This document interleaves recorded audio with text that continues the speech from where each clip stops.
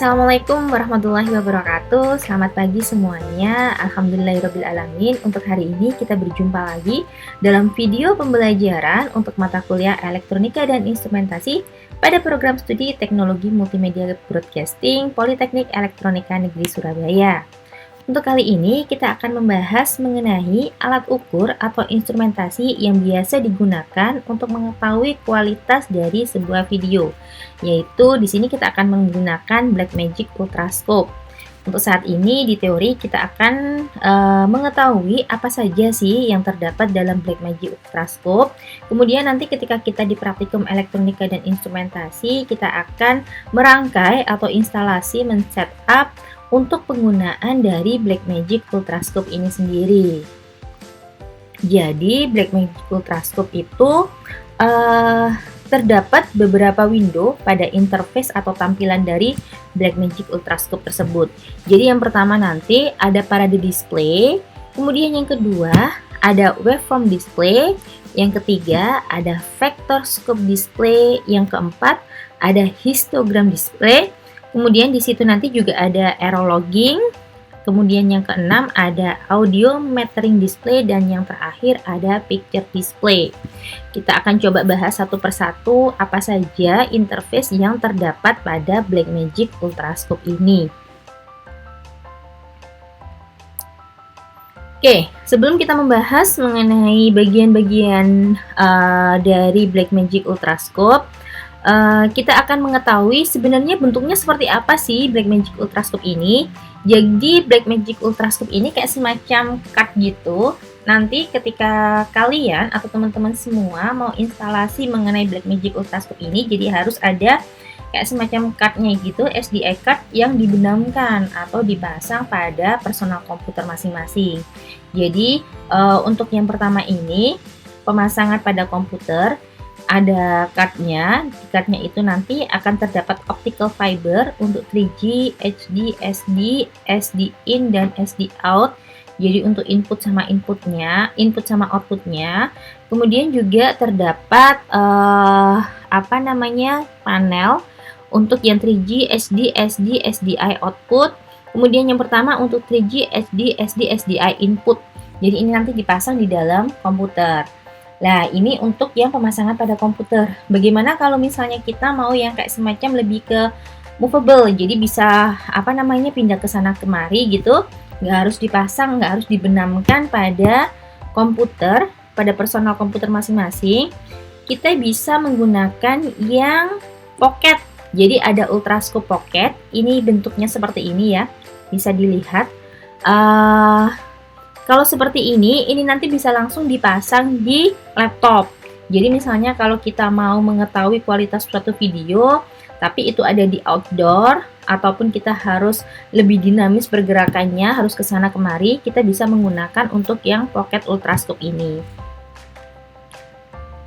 Nah, untuk instalasinya sendiri, seperti saya sounding sebelumnya, untuk yang Blackmagic Ultrascope ini harus memasangkan cardnya ke dalam personal komputernya. Sedangkan untuk yang Pocket Ultrascope ini kita tidak perlu memasang ke dalam laptop kita, atau kita tidak perlu membenamkan apapun ke dalam laptop kita. Kita cukup nanti mencolokkan untuk Pocket Ultrascope ini. Kemudian setelah itu kita melakukan instalasi softwarenya. Jadi tinggal seperti kayak semacam instalasi software biasa. Kita tinggal klik .x-nya kalau itu memang di Windows. Kita langsung mengikuti arahan. Nanti kalau udah selesai, baru nanti akan terinstall. Kemudian akan kita lihat satu persatu dari interface Blackmagic Ultrascope itu sendiri. Untuk yang pertama, tadi udah disebutkan ada parade display, yaitu di mana parade display ini digunakan untuk mengkoreksi warna. Jadi color correction. Mode bisa dialihkan ke fungsi RGB sehingga menampilkan warna red, green, blue. Kalau kalian perhatikan di situ, ini merupakan potongan dari parade display-nya. Pada parade display ini di sini ada berbagai macam mode, ada black and white, ada YUV, ada YUV plus, ada color, ada gamut. Nah, di sini nanti Untuk yang ini kan lagi aktif BW ya, black and white, sehingga tampilan dari parade displaynya hanya menampilkan warna putih dan hitam saja. Tapi ketika nanti kita mau mengaktifkan warnanya, kita bisa memilih di situ untuk yang YUV sama YUV plus serta color. Di situ nanti akan terlihat ada warna red, green, sama blue. Nah, pada parade display ini kita bisa mengetahui nilai dari red-nya itu berapa, green-nya itu berapa, serta blue-nya itu berapa. Pada sebelah kiri kita dapat lihat itu ada nilainya mulai dari 100, 200, 300 sampai 700. Nah, ini satuannya millivolt. Jadi di situ tercantum nilai bahwa untuk sinyal pewarnaan itu antara 0 sampai 700 mV. Jadi nilai maksimal itu 700 mV.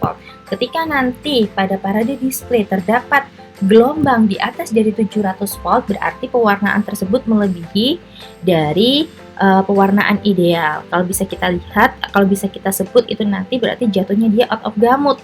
Nah, karena gamut itu merupakan rentang warna yang bisa dihasilkan oleh warna RGB. Kemudian untuk selanjutnya ada waveform display. Nah, pada waveform display ini kita akan mengetahui nilai luminance yang akan menunjukkan tingkat kecerahan, dan kemudian kita akan mengetahui nilai composite, di mana composite itu mengacu pada chrominance, yaitu menunjukkan tingkat warna. Kemudian kalau kita tekan tombol gamutnya, di situ terdapat tombol gamut, maka akan menunjukkan bagian pewarnaan yang di luar batas, jadi out of gamut itu tadi. Nanti kita bisa lihat kalau kita tekan gamutnya nanti akan ada semacam garisnya gitu. Jadi kalau memang dia melebihi batas dari gamut, kita bisa mengetahui oh ternyata memang pewarnaan kita belum cukup ideal, tidak sesuai gitu. Jadi di situ nanti kita bisa mengatur bagaimana pewarnaan dari video yang kita record atau yang kita shoot itu sesuai dengan standarnya. Kemudian di samping ada parade display, waveform display, kita lanjutkan di situ ada vector scope. Vector scope digunakan untuk proses color grading. Pada proses color grading perlu diketahui apakah proses white balance berlangsung dengan baik atau tidak. Jadi biasanya memang ketika kita awal mau memproduksi sebuah video, kita akan melakukan white balance terlebih dahulu, di mana nanti tingkat kecerahan itu akan kita lihat apakah terlalu over white atau memang terlalu gelap. Nah, di situ nanti kita atur bisa kita lihat nilainya di vector scope. Banyaknya warna pada suatu video akan terlihat pada banyaknya titik yang menjauhi pusat vector scope. Jadi di sini nanti itu ada beberapa macam simbol. Di sini ada huruf R, M, B, C, G, dan Y. Nah, di sini menunjukkan masing-masing warna, yaitu red, magenta, black, cyan, green, sama yellow. Nah, nanti kalau misalnya video kita mengandung berbagai macam warna, maka titiknya, graticule, kalau kita lihat istilahnya, itu akan mengarah ke warna mana. Kemudian di samping itu kita juga ada histogram. Nah, untuk tampilan histogram ini menunjukkan distribusi informasi untuk putih dan hitam, di mana video hitam akan ditampilkan di sebelah kiri dan video putih akan ditampilkan sebelah kanan. Jadi untuk keseluruhan video yang tampil itu akan dinilai, akan dijumlah. Oh ternyata jumlah keseluruhan warna hitamnya itu berapa, jumlah keseluruhan warna putihnya itu berapa. Nah, nanti untuk apabila video tersebut mempunyai warna hitam yang lebih besar, maka akan mengumpul di sebelah kiri histogramnya. Jadi waveformnya nanti akan mengumpul sebelah kiri. Kemudian ketika dia mempunyai warna putih yang lebih besar, maka akan mengumpul di sebelah kanan. Kemudian ada audio metering display. Pada audio metering display, tampilan ini menunjukkan tingkat audio dalam audio tertanam dari sinyal video SDI. Jadi, secara otomatis ya, kemudian ini nanti akan ada 8 channel, mulai dari channel 1, 2, 3, 4, 5, 6, 7, 8.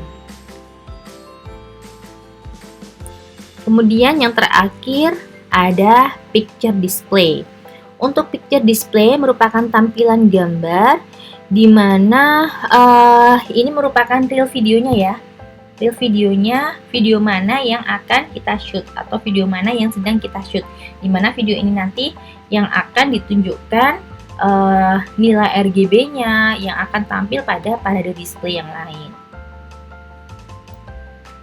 Oke, bagaimana mengenai detail dari masing-masing interface dari masing-masing window pada Blackmagic Ultrascope akan kita bahas pada video pembelajaran selanjutnya. Untuk saat ini, pengenalan dari Blackmagic Ultrascope saya cukupkan. Sampai jumpa di video pembelajaran selanjutnya. Saya undur diri. Assalamualaikum warahmatullahi wabarakatuh.